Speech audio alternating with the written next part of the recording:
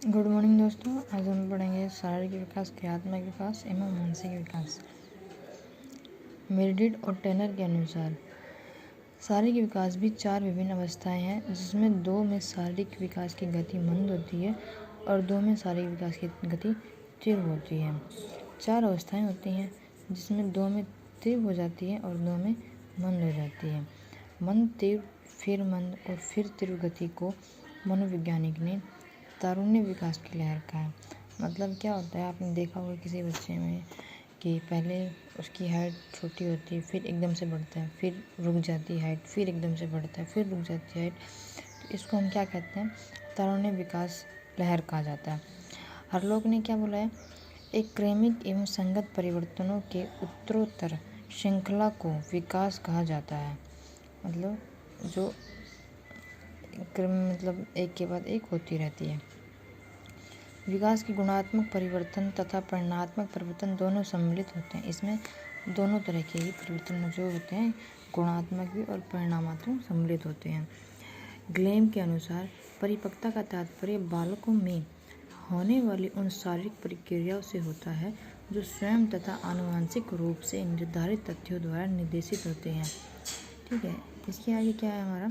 शारीरिक विकास की अवस्थाएं। अवस्थाएं सबकी होती है, जो भी हम क्या बोलते हैं, एक चीज़ बनाते हैं, जो हम मतलब कहानी भी लिखते हैं, कोई भी लिखते हैं, तो उसमें उसकी अवस्थाएं, उसकी परिणाम, उसके गुण, उसके जो भी है सब होता है। तो शारीरिक विकास की अवस्थाएं। पूर्व प्रस्तुति काल, मतलब प्रस्तुति काल से पहले क्या होता है? गर्भ से जन्म तक का होता है। शिशु अवस्था में जन्म से प्रथम 10 से 14 दिनों तक का होता है। बचपन अवस्था जन्म के दूसरे सप्ताह से लेकर 2 साल तक होता है। बाल्य अवस्था 2 वर्ष से लेकर 12 वर्ष तक होता है। इसको 2 भागों में बांटा गया। एक होता है प्रारंभिक बाल्य अवस्था, जो 2 से 6 वर्ष तक होता है। एक होता है उत्तर बाल्य अवस्था। बालिका में 6 से 10 होता है और बालक में 6 से 12 होता है। फिर आता है हमारा 5वां पॉइंट, तरुणावस्था या पार्क किशोरावस्था। यह होता है हमारा 9 से 11 लड़कियों में, और लड़कों में होता है हमारा 12 से 14। फिर आते हैं उसके बाद प्रारंभिक किशोरावस्था। यह होता है हमारा 13 से 14 वर्ष से 17 वर्ष तक होता है। प्रवर्ती किशोरावस्था होता है 17 वर्ष से लेकर 19 से 20 वर्ष तक होता है। पारिवारिक अवस्था 21 वर्ष से लेकर 40 तक होता है। मध्य अवस्था होती है 40 से 60 वर्ष की। बुढ़ापा या संज्ञावस्था होती है 60 वर्ष से मृत्यु तक की। इसके बाद है हेबिकहर्स्ट ने बाल्य अवस्था, किशोर अवस्था तथा प्रारंभिक अवस्था के बाद पाठ निम्न बताए हैं। प्रारंभिक बाल्यावस्था के लिए विकासात्मक पाठ 0 से 6 वर्ष से चलता है। ठोस आहार लेना, बोलना, मलमूत्र त्याग करना, सही गलत का भेद करना आदि सीखता है। इसमें तो 0 से 6 वर्ष की अवस्था होती है, उसमें वो बोलना सीखना, खाना पीना, गलत सही में भेद करना, अच्छा बुरा में अंतर करना, ये सब वो सीख लेता है। सेकंड में आती है हमारी उत्तर बाल्यावस्था के लिए विकासात्मक पाठ 6 से 12 वर्ष होता है। तीसरा हमारा किशोर अवस्था के लिए 13 से 20 वर्ष होता है। प्रारंभिक व्यवस्था के लिए 21 से 40 होता है। मांसपेशियाँ 2 प्रकार की होती हैं। एक होती है धारीदार पेशियाँ, संबंध क्रियात्मक व्यवहार से सीधा संपर्क होता है इसका। सभी ऐच्छिक क्रिया नियंत्रित होती है। एक होता है हमारा आधारीदार पेशियाँ। फिर हम आता है मानसिक विकास की अवस्थाएं क्या होती है। एक प्रतिवर्त या सहज क्रियाओं की अवस्था जन्म से लेकर 10 वर्ष तक की होती है। ऐच्छिक क्रियाओं की अवस्था 17 से 18 महीने होती है। सॉरी, महीने है, जन्म से 10 महीने है ये 17 से 18 महीने होती हैं। फिर होती है हमारे उद्देश्यपूर्ण कार्य करने की अवस्था। ये होती है 2 वर्ष से लेके 2 वर्ष से मानसिक विकास की अंतिम अवस्था, मतलब 2 वर्ष में इसकी जो मानसिक विकास होता है वो इसकी अंतिम अवस्था होती है। शिशु अवस्था तथा बचपना अवस्था में मानसिक विकास, संवेदन की क्षमता का विकास होता है। समझ का विकास, इसकी विकास होता है। यौन भूमिका संप्रत्य होती है।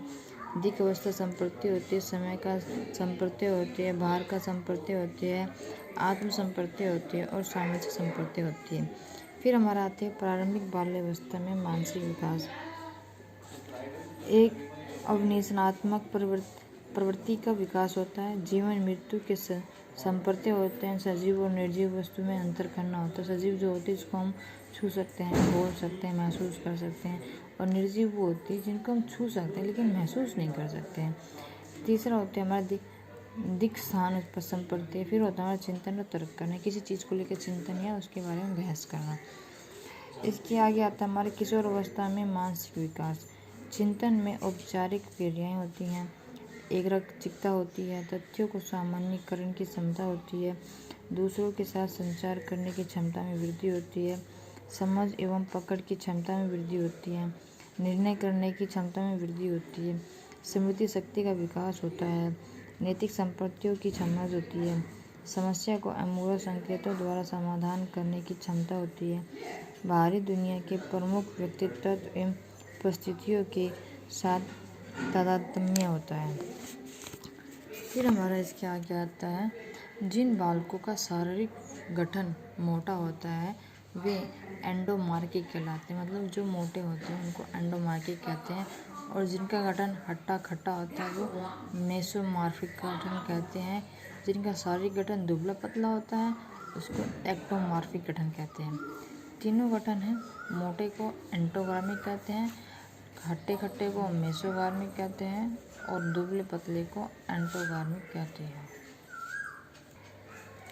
इसके बाद हमारा दूसरा आता है आकलन एवं मूल्यांकन करना। ये हमारा 1.4 चैप्टर है, उसका भाग है इसका आकलन एवं मूल्यांकन। तो आकलन मूल्यांकन क्या होता है? मूल्यांकन एक निरंतर चलने वाली प्रतिक्रिया है जो शिक्षा की संपूर्ण प्रणाली का अभिन्न अंग है तथा जिसका शैक्षणिक उद्देश्यों से घनिष्ठ संबंध होता है।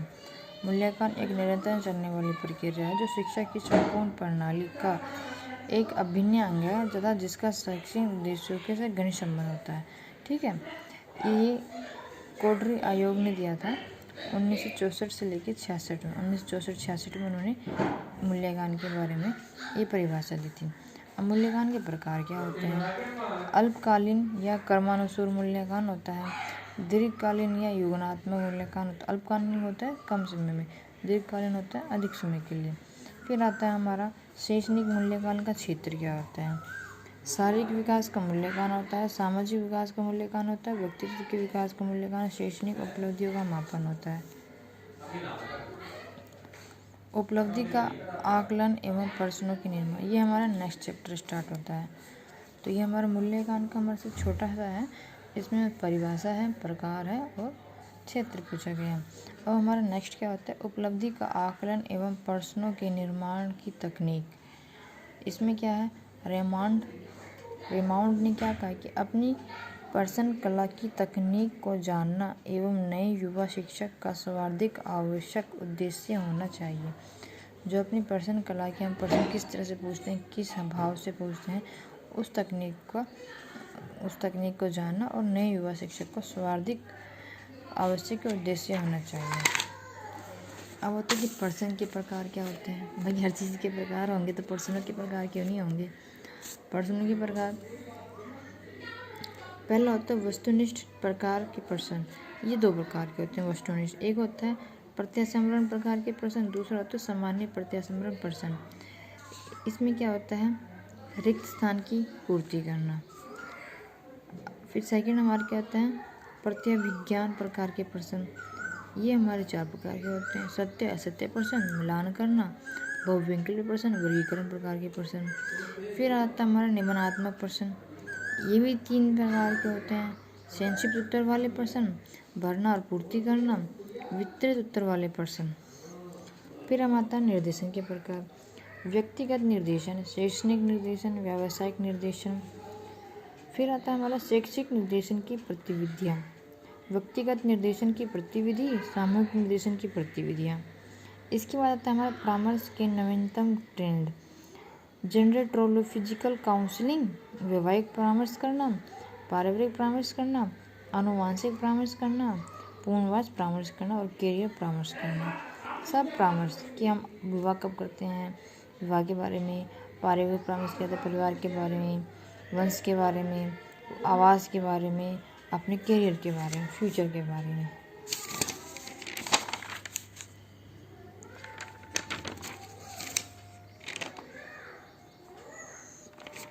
फिर इसके बाद हमारा आता है हमारा सेटिंग पार्ट आता है हमारा इसका समावेशी शिक्षा का सिद्धांत। अभी तक हमने पढ़ा था कि बाल विकास में उद्देश्य क्या है, उनके क्या बोलते हैं, परिभाषा क्या है, जो भी है।